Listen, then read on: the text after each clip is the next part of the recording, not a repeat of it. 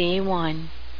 210 cats, 121 tigers, and 34 lions. When I first arrived, I remember Joe asking me if I wanted to unpack or if I wanted to go see some big cats. No brainer for me. Big cats, of course. Not my first visit to the Exotic Feline Rescue Center, but my first overnight stay. Drove up almost 10 hours from North Carolina, my gift to myself to be in my kind of heaven. I don't like being hot, so it has to be something special for me to want to stay outside in prolonged heat. The EFRC is definitely something special. The heat somehow just felt okay. Remembrances. Sun going down. Mouths open. Everyone panting with the extreme heat today. Doves cooing in the background and grasshoppers or cicadas making a buzzing sound. Synchronized roaring that brings a smile to my face and heart. Late afternoon rounds. A couple of the tigers tracking the male assistant. As he'd turn his back, they would move closer, then stop when he turned towards them.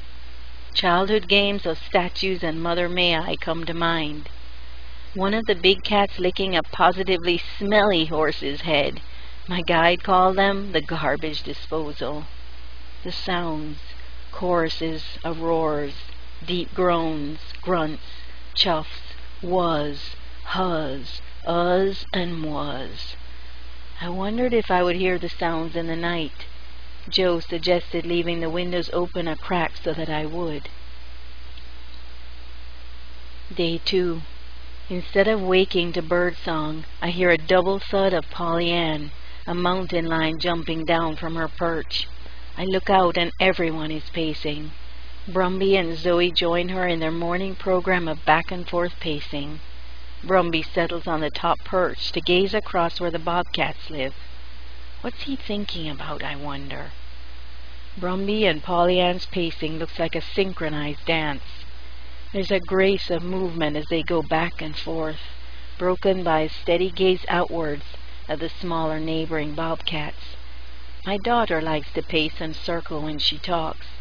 I think it feeds her imagination and creativity in some way. I am hypnotized by their movement. I have a sense that somewhere on the rest of the 100-acre property, other bodies are pacing, staring, awake.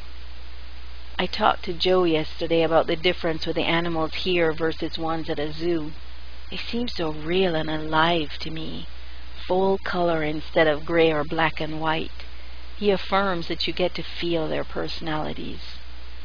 Yesterday he called to them, offering them a piece of meat. They came instantly to the fence. Brumby, who Joe has had from a baby, let out a little cat wail that touched my heart. I felt the bond of love between them. One of the caretakers said she felt that leopards pick out 1 or 2 people who they cared about. Joe and Jean were it for Brumby, otherwise he was mean. We should all have someone to love, and someone to love us back. 2-leggeds, 4-leggeds, 1. None. Why am I here? I love life in all of its forms. Animals especially have an easy way to speak to my heart. They are wide open, showing us who they are, commanding my attention, love, and respect. I watch the 2 girls, Zoe and Pollyann, lovingly grooming themselves, and my heart feels full. Brumby's tongue pokes out as he scratches his back. My father used to do that, stick his tongue out a bit when he was in deep concentration mode. Zoe's now up on her perch, pacing. Bigger, heavier than her neighbors, she's equally beautiful. Her movements more lumbering than graceful. I have to get ready for the day, and I find that I don't want to leave my spot. I don't want to miss anything. A piece of the why am I here comes to me. This is a living, breathing example of how to treat our family and our home. Our family extends far beyond just the human element. It includes these creatures who walk the earth, inhabit our skies, and swim our oceans. They are deserving and worthy, as are we. stewards of the earth. Our responsibilities lie here, to ourselves and to each other. Each other doesn't just include human beings. We do the best possible to make this heaven on earth for all. Zoe gave her tiger cry that, even though I don't know what it is called, it melts my heart. She actually broke into a loping, playful run alongside the fence, as if she wanted to go for a morning walk. Gosh, doesn't that remind me of my dogs, who just want a little love and connection? Kaya greeted me with a chuffle, and I was surprised. He raised his tail as if to spray, and I jumped back immediately. He did not. The tigers rubbed against the fence, looking like they would love someone to stroke them. I could feel the natural impulse in me to respond, but I did not. These are not my pets. In between Zoe and Kaya lives Lanky, who was quite scarce yesterday. Today here he was, sitting still, gazing upwards at the skies. I watched him, closing my eyes for a moment. My heart jumped with fright when I heard a sound behind me. Thank goodness nobody was loose and ready to jump on this easy prey. Pollyann gave me a little cry and came down from her perch. Brumby raised his regal head and looked. I was happy not to get a snarl. Came back out, got an oomph kind of sound from Kaya, and a cry from Brumby. Intuition tells me that he's wanting a visit from Joe or Jean. As he made his way back to his side of the enclosure, Pollyann lay in wait and pounced. Cute how he jumped. Ideally, these animals would be living their lives in the wilds, in their natural habitats. But that is not to be for some. Circumstances have altered what could have been and have led to their being here. This is a loving alternative to live out your days being treated with compassion, love, and respect. The words grace and dignity come to mind. Feeding. Zoe grabbing and tossing her food playfully around. One tiger took a whole horse leg into the water tank so he could enjoy his bath and hold on to his meal at the same time. Constant in and out with the food that struck me as funny. Beautiful names matching their owners. Experiences. Zeus and Thor, two male lions who came to the EFRC with Zoe Tiger. Probably about 12 to 14 years old. There was a definite display of love and affection with these guys. Poor coordination and muscle tone due to their earlier cramped confinement. A little unsteady with movement, but still able to frolic and roll around and enjoy their outdoor haven. Zeus, described as not all there, was back-kicking like my best dog. To my delight, one of them followed Jen as she invited them to go skipping alongside the fence. This big cat was literally bouncing along, playing with another free spirit. Feeling thankful for interventions that changed the course of unhappy lives. Watching the dead animals being cut up for the big cats was quite an experience in itself. I found myself feeling really thankful and in gratitude that there was food for our residents. I was happy that there were workers who were perfectly willing and able to perform the task to make this happen. A feeling and appreciation for the circle of life. Beautiful Jagger peering out of his corner space, watching as one of the wandering wildcats ventured into Jagger's enclosure. Why on earth would the little cat go in the tiger's home? One of the staff members mentioned that the cat had had her kittens in the back. 100 acres, and she picks the back of a tiger's house to have kittens, and they were still alive. A big group of tigers getting hosed off as their area was being cleaned out. They kept moving in circles and winding in and out of each other, muddy and happy, all the while beautiful sounds.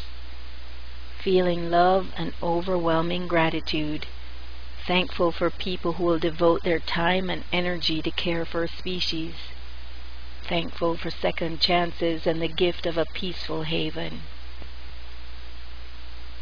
Moi, moi, moi. Sounds more like a cow than a tiger.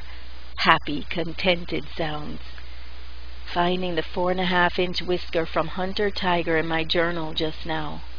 Remembering how he had chuffed at me, and then feeling like a kid when Jen discovered the whisker in his enclosure and presented it to me. Treasure. Loving the wave of noise. Loving that somebody is nicknamed Smiley Boy. Jabberline is grumpy, and a 19-year-old ocelot is here to retire. Just like everyone else, these big cats have distinct personalities.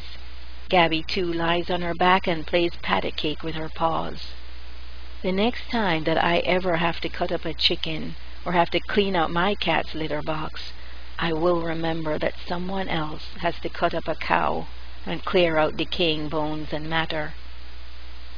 Feeling amused when Sam Lyon was stubborn and wouldn't come when David kept tirelessly calling. Loving the comment that male lions can be dumb sometimes. Amused again when Rebecca told one of the cats, "Anna, you gotta pay attention." At least, I think she was talking about the cats. Max, the biggest tiger, living with Kisa Lioness. She has neurological damage and walks a bit unsteadily. Sweet girl who was swatting at Max's legs for attention and then bit his hind quarter. He jumped and then roared his displeasure at her. She was just playing, big guy. Last day. Outside the apartment, everyone is definitely frisky this morning. The light-colored bobcat Swizzle is jumping and racing around from perch to perch, down to the ground and back up again. Later, a dead skink was discovered as the source of her antics. Zoe reminds me of my pet dog and cats, playing with balls, tail out, tail up in the air, batting them around, jumping in the air, crouching down over the ball and then galloping off. Brumby and Pollyann double pacing on 2 levels. Kaya way down at the other end also pacing. Everyone in their morning spot, dozing, resting, settling into a good feeling. Food's coming. Precious Lanky gazing upwards and making his way through the brush, blind like India Tiger, but knowing his space. I leave my journal in my car this morning and just follow and feel with my heart. One moment when I saw Joe and he asked how my morning was. Tears in my eyes as I said that I didn't want to leave.